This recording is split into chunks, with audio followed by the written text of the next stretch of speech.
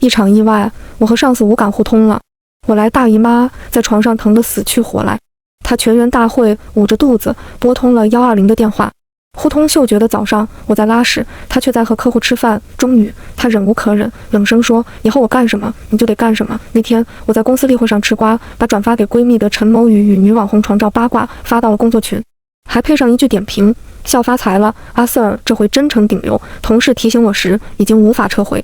上司赵泽川逆着光而立，放下手中的策划案，面上的表情明暗莫辨。许久之后问了句：“谁是陈某宇？”那一瞬间，部门经理瞪着我的眼神里有熊熊火焰在灼烧。我仿佛看到试用期不语通过几个大字印在他脑门上。此刻，我离职申请的副稿都打好了。当天晚上下班，我又跟赵泽川同乘一部电梯，极力想挽救一把濒危的职业生涯。我道歉的态度12分诚恳。老板，我想草。搭乘的电梯莫名剧烈震动了一下。等我意识到刚才说了什么，整个人猛地一激灵，浑身都被震麻了。我恍恍惚惚抬起头，对上赵泽川锁紧眉头、漆黑如深潭的眼眸，里面有熟悉的情绪在涌动，像极了糖豆在我拖鞋里拉屎时我嫌弃的神情。糖豆是我养的一条边牧。还没等我从社死中缓过神，电梯动荡加剧，我光滑的脑门猛地撞上赵泽川棱角分明、下颚线清晰的下巴，一声极力压抑的闷哼在耳边回荡。那一刻，我石化了，心中的惶恐覆盖了身体上的疼痛。递辞职信的姿势已经想好了，我强装淡定，稳住身形，摸了摸莫名隐隐作痛的下巴，按响了急救铃。余光打量着身旁的男人，依旧是一副云淡风轻的镇定模样。铃声接听的那一刻，赵泽川走到我的身侧。电梯出故障，找人来维修。他声音低哑，身上那种沉冷的木质香调笼罩着我。从我的高度刚好能瞧见，男人敞开的衬衣领口里凸起的喉结在移动，看上去很是秀色可餐。我不由得跟着一起做出吞咽的动作。意识到自己龌龊的心思，我慌忙别开眼。头顶悠悠传来一句：“你饿了？”我在走神，习惯性点了点头。有点想念鸭脖子。赵泽川突然意味深长地拉长了声线：“好吃到光想想都能咽口水。”我再度清醒，尬笑一声，缓解尴尬。好在维修师傅来得及时，一打开电梯门，忙着确认我俩的安全。临走前不忘叮嘱，回去记得用热鸡蛋敷额头。我此刻才发现，赵泽川的脑门不知什么时候也撞出一片红。此时的我们还没有意识到问题的严重性。当晚，我大姨妈造访，躺在床上疼得死去活来。糖豆叼着他的球，一跃到我床上，在我腹部结结实实踩了2脚。逆子，你坟头蹦迪呢？我揪着他的脖梗，给了个大壁兜，丢出房门。痛经的毛病困扰我多年，我习以为常，吃了片布洛芬，贴上暖宝宝，如挖掘机粉碎的疼痛感，撕心裂肺地折磨着我。唯有睡觉能救我狗命。第二天一早，我是被糖豆舔醒的。逆子打开房门，溜了进来，腹部痛感稍稍缓解，脸上却火辣辣的一阵刺痛，像是被人用毛巾来回狠狠擦拭过7、8遍。当代打工人不配请假，姨妈疼也得准时上岗。到公司打完卡，工位上聚着几个爱聊八卦的同事，被围在最中间的同事 A 素有八卦搬运工之称，他那压抑不住的分享欲像是找到宣泄的渠道一般，一股脑倾吐而出。老板昨天晚上被120抬走了。徐特助昨天去医院的时候，老板疼的脸色都白了。我在小腹上贴了暖宝宝，凑上前好奇道：“什么病啊？听起来怪严重的。”同事 A 叹口气，惋惜地摇了摇头。我泡枸杞的手腕抖了抖：“不会吧？我才刚找到工作，老板死翘翘，公司不得跟着破产。现在大环境不好，找份好工作比找个好男人难多了。”正犹豫着，待会儿要不要更新下 boss 直聘上的简历。A 接着开口，几大医生会诊，愣是什么也没查出来。老板只说浑身冒虚汗，肚子像是被人狂砸拳，腰疼得直不起来。我从微波炉里端出叮好的牛奶红豆燕麦粥，若有所思点点头，好像真的蛮严重的样子。看来今天赵泽川不会来公司，可以摸鱼了。咬一口粥进嘴里，烫得我嘴皮子一颤。一抬头，跟站在门口捂嘴的赵泽川对上视线。上班时间吃早饭，不知道会不会扣工资。员工手册里怎么说的来着？赵泽川修长的双腿停在我面前，嘴唇抿成一条线，眼里沉寂无光，嘴唇泛白，整个人虚浮的不行，像是一夜之间被人抽走一半的血气。老板，你听我狡辩。话没说完，男人伸出手，用力拉扯我两腮的肉，直到我痛得喊出声，才松手。我龇牙咧嘴的揉揉脸颊，这是体罚，我要举报你。男人的脸颊不知怎地也开始泛红，夺走我手上的燕麦粥，留下冷冷一句：“到我办公室来。”我望着男人的背影，欲哭无泪。拿上写好的离职报告，悲戚又豪迈地迈进了老板的豪华办公室。办公室里没开空调，我冷得一哆嗦，打了个响亮的喷嚏，下身有明显温热的液体像火山爆发一般流下。背对着我站在窗台前的男人背脊僵住了。给我憋着！赵泽川的声音压得很低，清冷中带典雅的声线萦绕在空旷的房间里，仔细听，好像还能感受到他语气中的咬牙切齿。憋什么？他已经知道我要主动辞职了，再用这种方式挽留我。玻璃窗上倒映出赵泽川不甚清晰的面容，遥远天际的朝阳一点点洒在他宽厚的肩膀上，还有他手中端着的那碗即将冷却的燕麦粥。这东西有用吗？我蹙起眉，没弄明白男人的意图。没等我回应，赵泽川端起小碗，将里面的粥一饮而尽。我嘴巴张到下巴脱臼的程度，仍不忘狗腿道：“您爱喝，我再帮您做一碗，以老板的喜好为喜好，是一名优秀员工的基本素养。”迈出去的步伐跨得有点大，又有温湿的岩浆倾泻而出。后衣领被人拎起来，动作像极了我扯糖豆的脖梗子。赵泽川将我塞进舒适的皮质沙发里，给我和他自己倒了一杯滚烫的热水，并告诉我两人相互通感的事。一开始我是不信的，直到赵泽川当着我的面揪乱了他蓬松的头发，撸起袖口，在手背上留下几道掐痕。我头皮阵阵发疼，手背上有眼可见的速度逐渐泛红。他还想再试别的地方。我在他动手之前先行掐了把小肚腩，力道不小，怕是已经红了。身旁的男人立即疼得弯下腰，脸上颜色瞬间缤纷多彩。头一次，他的声音不再平稳沉寂，透着一股隐忍的痛苦难心。你是来折磨我的吗？望着男人捂住的地方，我大脑宕机了。我不得不接受跟老板相互通感这个荒谬的事实。办公室出现一瞬死寂，没有人说话，直到徐特助拿着资料走进办公室，在看到我糟乱的头发和暧昧的痕迹后，望向赵泽川的眼神里满是理解，视线从我脸上一扫而过，不清白的眼光里赤裸裸写着不理解，随后脚下生风，关门离开。赵泽川瘫软在沙发座椅上，喝热水的动作熟悉而惊悚。我噌的一下从沙发上坐起来，直到赵泽川的神色以肉眼可见的速度出现诡异的变化。我握着玻璃杯的动作变得颤抖，羞意蔓延上两颊。不会吧，不会吧！我默默垂下脑袋，已经不知道用什么神情对待赵泽川。原地爆炸吧！我对这个世界已经没有留念了。当天晚上，我被迫住进了赵泽川的公寓。在没找到两人通感原因之前，我都得住在这儿。用他的原话来说，他身家上亿，性命金贵，不能毁在我手里。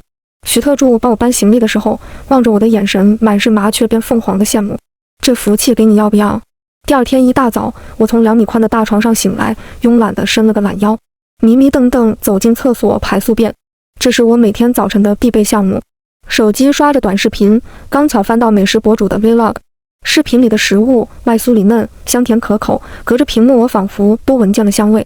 浓郁中带着一丝焦香的煎蛋，奶香味十足的面包片，搭配上醇香饱满的咖啡，等等，比肩饮料的味道太过真实，好像不是假的。我大脑猛地惊醒，坐在马桶上，手指颤抖的险些拿不稳手机。一个荒谬却可能性极大的想法像闪电从脑海里划过，震撼力于我而言不亚于与火星撞地球。手机震动一下，微信弹出一条消息：赵泽川，马上给我滚到厨房来！隔着屏幕都能感受到男人隐忍的怒火。厨房里，大理石桌面前坐着一道清冷疏离的身影，宽厚的背脊恰巧挡住窗外洒进来的光影，白衬衣衬得他越发清贵自持。男人白皙分明的手指在身旁座位上轻轻一点，让我不由得想起在公司会议上他指点江山的泰然自若。对不起，我低着头不敢看他，真的没想到今天是嗅觉长久的沉默。我嚼了口小油条，偷偷看了赵泽川一眼，他仍旧盯着手机，指尖翻飞回复工作消息。许久，他终于施舍了我一眼，从今天开始你不用去公司了。果然还是被炒鱿鱼了吗？我眼眶有些发热，声音不自觉哽咽起来。老板，我知道错了，我真的很需要这份工作。我上有80岁祖奶，下有半岁的逆子。赵泽川望过来的眼睛越眯越危险，我反抗的声音也越来越小。他起身，拿起椅背上的西装，朝门口走去。我眼疾手快，拽住他西装下摆。等一下！赵泽川没料到我会追上来，闻声转身回头，我直直撞上了他锁骨的位置。白皙干净的衬衫衣领上印上我嘴角没擦拭干净的油渍。他的脸肉眼可见黑成锅底，盯着我的手指，呼吸的幅度明显大了不少。良久之后，头顶传来无奈的声音：“不用上班，工资照发，带薪休假的日子，舒适又安逸。”我回房睡了个回笼觉，直到被尿意憋醒。掀开马桶盖的刹那，早上社死的画面快速在脑海中闪过。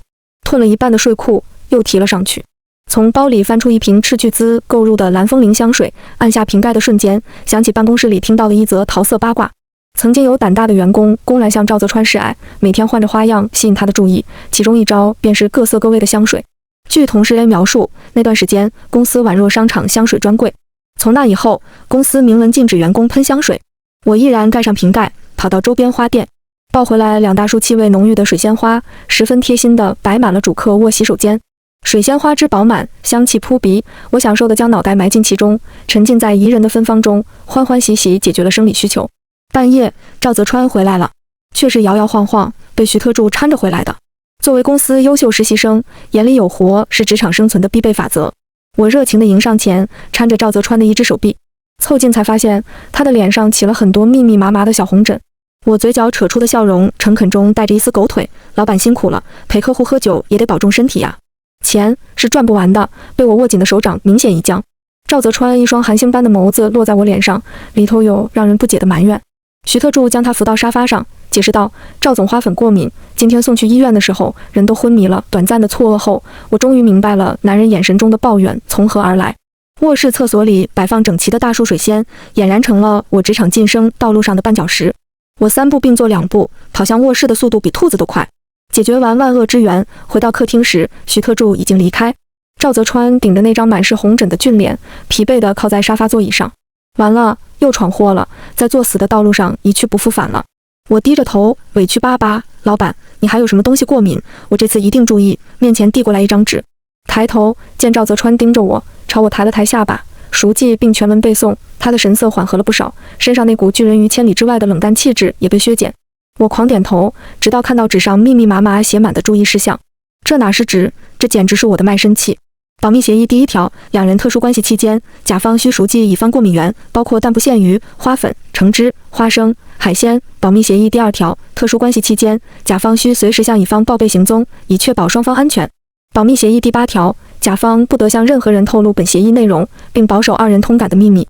作为回报，乙方每月除支付固定工资外，将额外补助甲方每月2万元，直到2人解除关系。我被2万元的报酬晃晕了眼。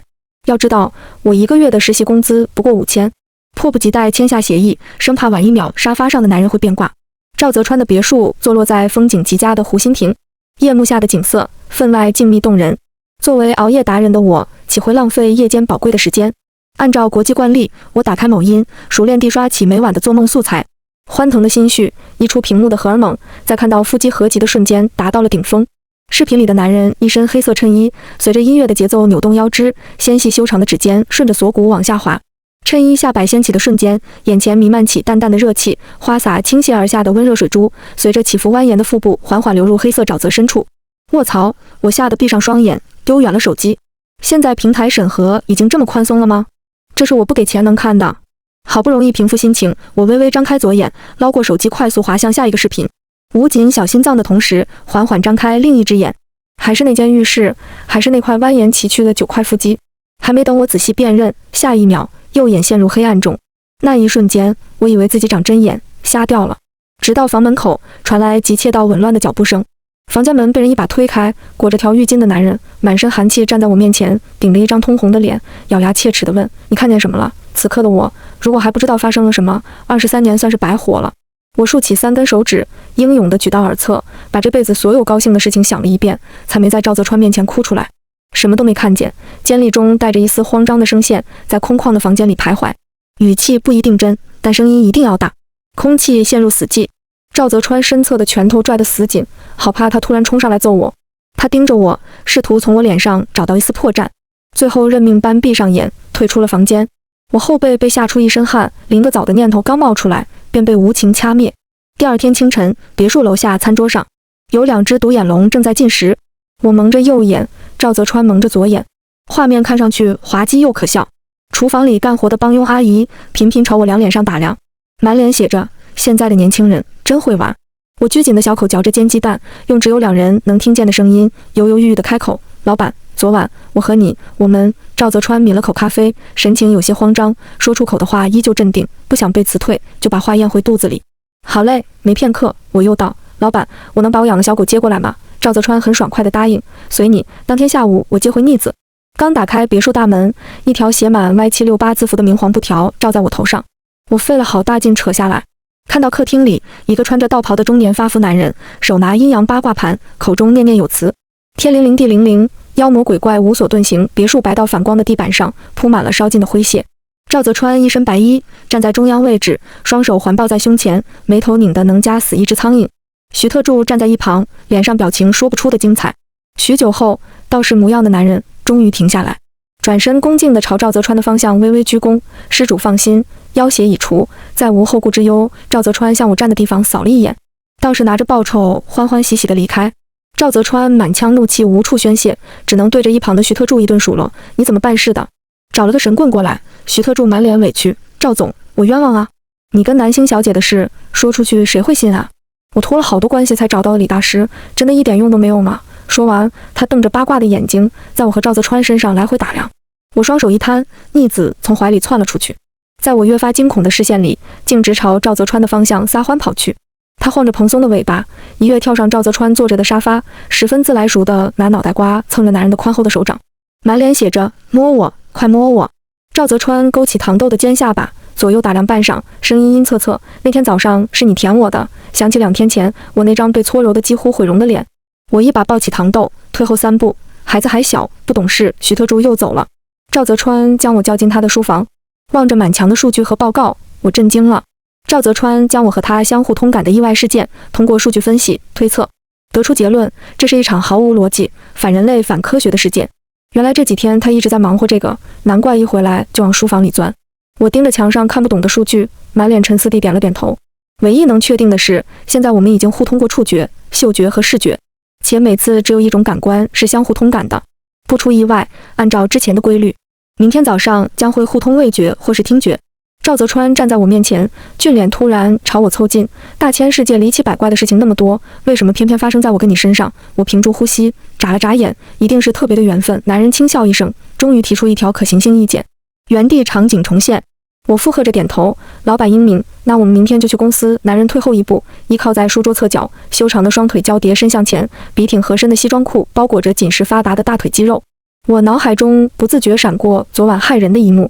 滴答滴答，鼻尖有湿润的腥甜气息在萦绕，顺着嘴角滑落在衣领上。赵泽川的表情由疑惑逐渐转变成恐慌，挑起我的下巴，抓起身旁的抽纸塞进我鼻孔中。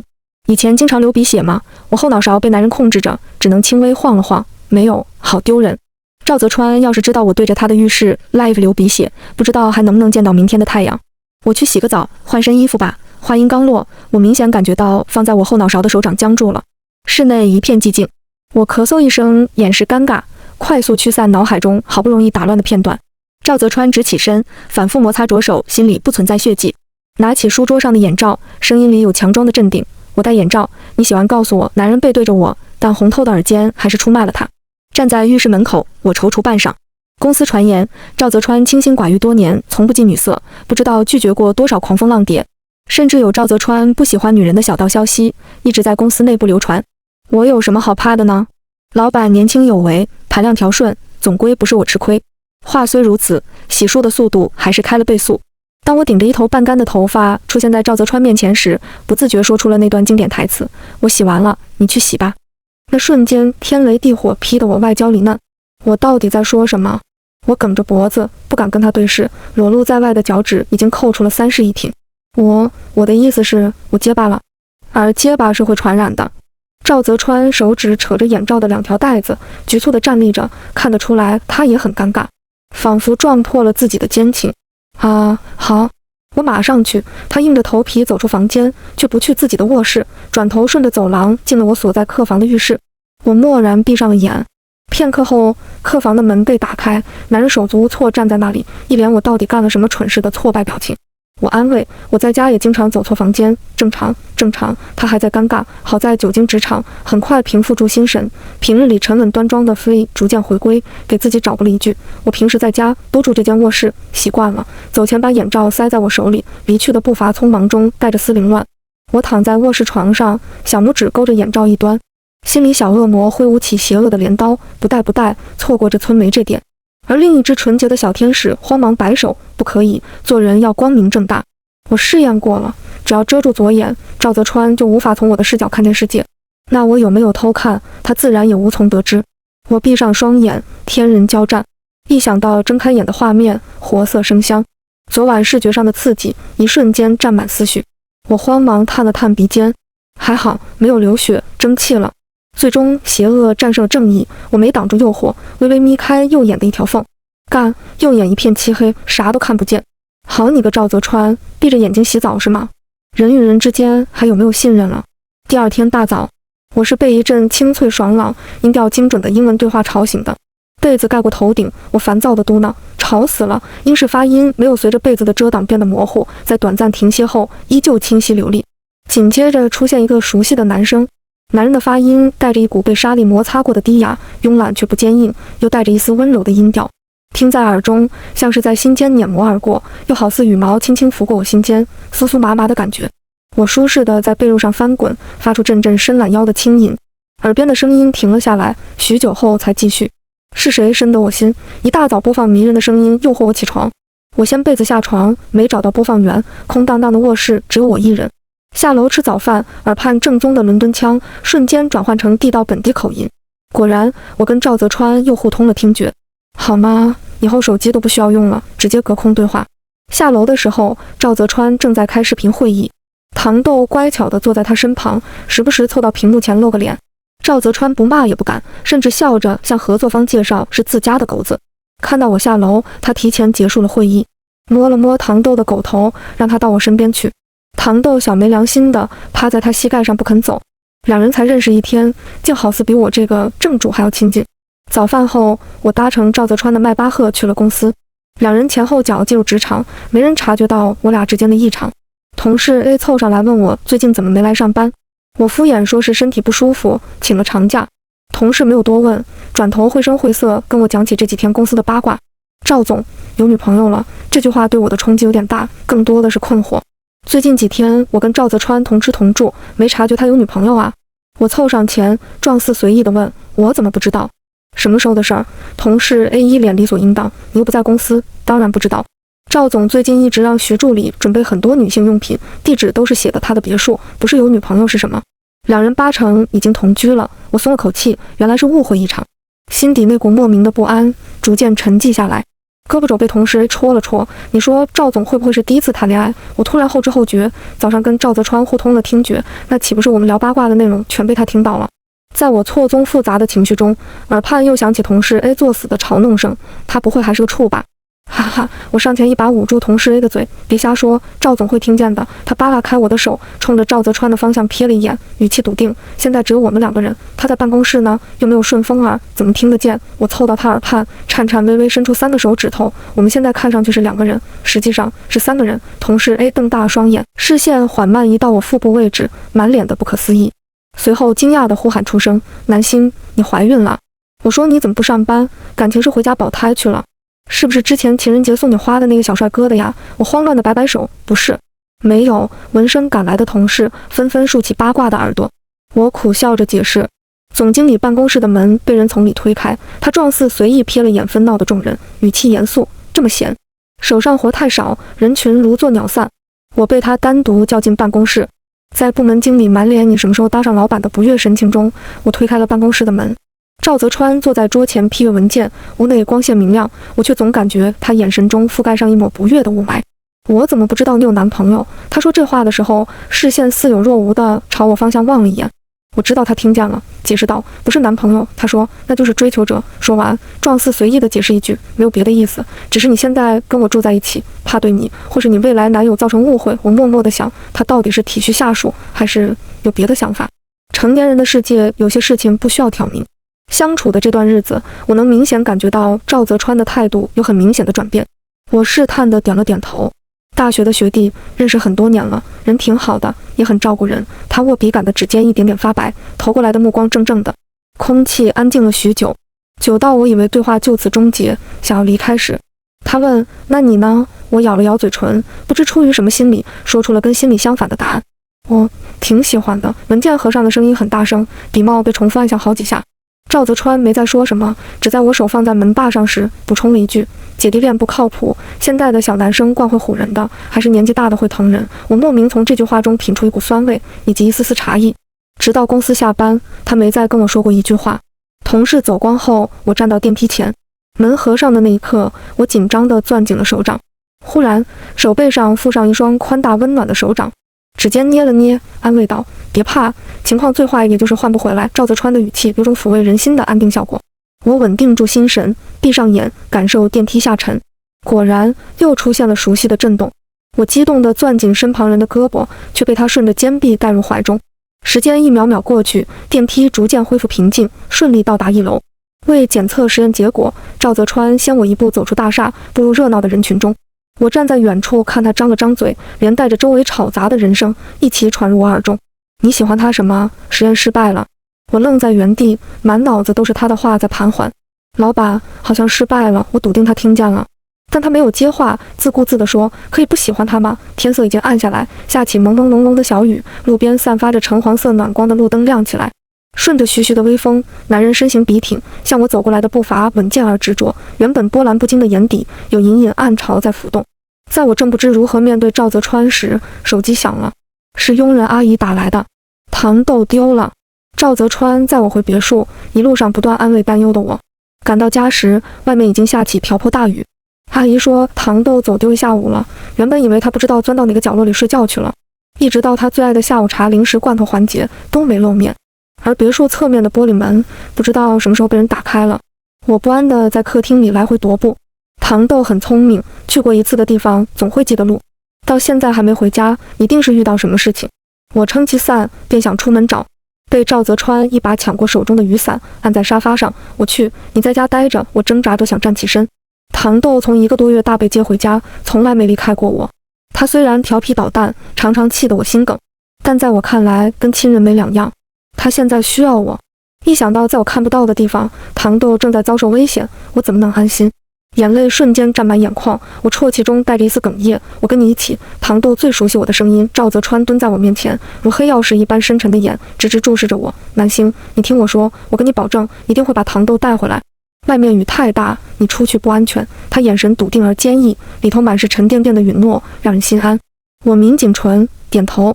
他掌心落在我发顶，轻轻揉搓2下，凑上前在我耳边说：有消息第一时间通知你，我们现在有感应，窗外的雨势丝毫未减，伴随着阵阵电闪雷鸣。我缩在沙发里，手上拽着糖豆平日里最爱的玩具，听着耳畔赵泽川一声高过一声的呼喊，第一次感受到通感带来的好处。时间不知过去多久，在嘈杂的雨势中，我听到一声细微的呜咽声，夹杂着委屈的求救。赵泽川，我激动地站起身，是不是糖豆？男人很快给出回应，是。心中的大石落了一半。我追问道：怎么样？他受伤了吗？意料之中的回复没有传入耳中，却出现一阵碎石滚落、重物落地的声音，心再次被提起来。赵泽川，你怎么了？像是带着细密尖刺的藤蔓，我的心脏一瞬间被捆住，眼角尽湿，身体止不住站立起来。赵泽川，赵泽川，你别吓我！久久得不到回应，心里漫无边际的情绪潮水般涌来，我却什么都做不了。就在我要奔跑出大门时，赵泽川带着些许隐忍的声音传来：这好像是你第一次叫我名字。我没事，糖豆也没事，堵塞在胸口的不安终于释放出来。我哽咽道：快回来吧，别让我担心了。直至方才，我终于笃定，对赵泽川，我怀着别样的心思。赵泽川带回糖豆，站在门口时吓了我一跳。一人一狗，浑身满是淤泥，狼狈不堪。糖豆的右腿一瘸一拐，上头还有干涸的血渍，一身光亮的毛发乱七八糟，比流浪狗还要落魄。一看见我，呜咽着朝我跑来，委屈巴巴开始狗叫，一搭一搭抽泣起来。我仿佛在里面听出一丝抱怨，活像是在埋怨我去晚了。回来的路上，赵泽川已经跟解释过，他是跑到别墅周围一座山下，被捕兽夹夹住了腿，雨天路滑又掉进了坑里。我一巴掌拍在他屁股上，那扇玻璃门8成也是他打开的。赵泽川长叹一口气，语调跟糖豆同款，走过来的脚步也是一瘸一瘸。你脚怎么了？他眉头一皱，哎呦出声，疼，受伤了。我搀着他的手臂，扶着坐到沙发上，却感受到他大半个身子靠在身上，语气里满是装都装不像的委屈。却在掀开他右裤腿时，发现一道还在溢血的半寸长伤口，明显是被力士划伤的。眼泪一瞬间在眼眶中聚集，吧嗒吧嗒落在地上。赵泽川忽然慌张起来，跟你开玩笑的，一点都不疼，只是看着吓人。我说骗人，都流血了。他眼底满是笑意，温声安慰哭得一抽一抽的我。我一抬头，对上他星光璀璨般闪耀的眼，他问南星，我能理解为你在担心我吗？在他眼中，我看见自己涨红的脸颊，鼓起勇气温声温气道。赵泽川突然愣了，反应过来后，眉梢一下子爬满喜色。他眼底满是不可思议，缓了许久后，又抿着嘴。那你担心我，以后就不能再担心别人。我低头帮他清除伤口血污，嘴角笑意藏不住，没有别人。什么？我再次重复，我没有喜欢的人。赵泽川后知后觉，眼睛一下子亮起来。我跟他之间好像什么都没说，又好像有什么在不知不觉中发生改变。糖豆第二天被送到宠物医院，兽医说没有伤到骨头，皮外伤加上淋了雨，休息一段日子便好。糖豆服了药，精神好了不少。回到别墅，开始狂炫狗粮。我却惊喜地发现，跟赵泽川之间的通感消失了。本以为会在今早互换味觉，却没想到解除了所有的互通。我慌忙奔向赵泽川的卧室，想立刻分享这个喜悦。影视剧诚不欺我，一定是昨天的电梯实验成功了。我兴奋地打开赵泽川的房门，他正靠在床上整理资料，一双修长的腿笔挺地交叠着。看见我进来，眼底浮现一抹喜悦。赵泽川，你感受到没有？我激动得直跺脚。他点点头。我正打算感慨这段奇妙的经历，赵泽川突然拉过我的手，眼里满是宠溺的无奈。一大早胃口这么好，吃了什么呀？我有些忙。从早上到现在，我忙着糖豆的事，一口水都没来得及喝呢。看我神情有异样，他合上手中的电脑，将我拉进身侧，语气颇有些语重心长。要不咱下次换点别的早餐，这个的味道有点冲。说完喝了一大口咖啡。我看着杯里浓郁的黑棕色，不用尝也知道味道苦得很。一阵电流从头顶滑向脚心，一个不好的猜想在心中浮现出来。我颤颤巍巍说了一句，我没有跟你互通味觉。赵泽川似乎没有立刻明白我的意思，只是一声。我目光灼灼，语气颤抖。糖豆在楼下吃狗粮，卧室内悄然无声。赵泽川还保持着喝咖啡的姿势，手指明显用力抖动了一下。厨房里，我拿着一块切好的苹果块递到糖豆嘴边。赵泽川一手托着手肘，一手在下巴上来回焦急地摸索，样子可怜中带着一丝好笑。糖豆舌头一卷，嚼了2下吞进腹中。我听见身后人脚步踉跄2下，转过身，赵泽川扶着大理石桌面，堪堪稳住身形，脸色苍白，身姿似风中芦苇一般摇曳，满脸皆是天要亡我的震惊。我在赵泽川气到疯狂的眼神中，默默将毫不知情的糖豆捂进怀里。糖豆半点没察觉到男人的神色，摇头晃脑挣脱我的怀抱，屁颠屁颠跑到赵泽川身旁。自从被赵泽川救了以后，他跟他更亲近了。我安慰男人道：不怕不怕，我们再去情景重演。手上顺毛似的在他后背上摸了2下，像极了平日里安慰逆子。好不容易把情绪崩溃边缘的男人送回卧室，商量接下来的走向。屁股还没坐热，赵泽川飞快奔进厕所，扶着马桶吐起来，一拳砸在地板上，声音阴恻恻。他又在干嘛？一股子馊味，我跑下楼，逆子正叼着心爱的玩具在地板上摩擦，哈喇子流了一地。我拎着他的脖根子跑回男人卧室，2个人4只眼睛一刻不停地盯着他。当天下午，2人一狗出发去昨晚找到糖豆的山下，为了以防万一，他俩从呼喊到摔倒，情景重现了好几次。糖豆歪着头，不知道我们在干嘛，玩得不亦乐乎。期间不停有游客从我们身旁路过，频频向我们投以关爱智障的眼神。赵泽川这辈子都没这么丢人过，当然我也没有，结果一无所获，味觉依旧在持续。赵泽川沮丧地抿着嘴，望着我的眼神满是破碎的星辰。要是永远换不回来，你会不会嫌弃我？我忍着笑意，笃定地伸出3根手指。不会。他好似得到些许安慰，慢吞吞移到我身边，伏在肩膀上，将我揽进怀里，悲戚又无奈地长叹一声，在他杂乱的头发上捋了捋。我认真道：好好想想，我们忽略了什么重要条件？我跟你能换回来，你俩一定也行。一丝雨滴砸在我脸颊上。几乎同一时间，我跟赵泽川喊出一个字：雨。庆幸最近天气不佳，下雨概率极大。在等了半个小时后，雨势逐渐转大。这一次实验终于成功了。3天后，我带着糖豆从赵泽川的别墅搬回了自己的小窝。他送我回去的路上，再次认真提出想正式交往的想法。我手上顺着糖豆的狗毛，心里喜不自胜，却依旧没有忘记这几天思考的关于我跟他的差距。不管从地位还是从家庭，我俩之间的差异堪比东非大裂谷。对于赵泽川的感情，我可以理解为成年人间的一时冲动，但这股激情散去后，靠什么来维系，成了我踌躇不安的重点。我向赵泽川明确表明了我的态度，也解释了我的困惑。他当下没有发表意见，却在第二天手捧花束出现在住所楼下。清晨的微风吹拂过他的衣角，仿佛从晨光中走来，落得一身柔和的光芒，望着我的好看眼里像落进了星星。南星，昨天回去后，我想了很久，你不是我权衡利弊后的选择，而是我怦然心动后明知不可无而为之的坚定。所以我想让时间证明，我们的爱不是一时兴起，我会坚持到底，让你感受到我的诚意，心甘情愿地相信我是值得你托付终身的人。微风拂走我内心的不安，晨光温暖我心底的彷徨。我接过花束，埋怨道：“花粉过敏还敢买花，不怕再进医院啊？”赵泽川眼底全是笑意，闷声道：“有你在，我不怕。”公司的同事在他逐渐放肆的行动中，对我俩的关系了然于心。官宣那一日，同事们纷纷送上热烈的祝福。下班时，同事 A 凑到我身边，小声道：“我早就知道你跟老板的关系了。”这次我的嘴巴紧巴，我正疑惑他从哪知道的。下一秒，徐特助打开副驾驶的门，笑着看他坐了进去。果然有内鬼。赵泽川站在不远处，冲我招招手。我道：“你别说那么大，非得每天来挤我的小两是吗？”他笑着答：“不是我想去，是糖豆想我了。”又道：“我也想你。”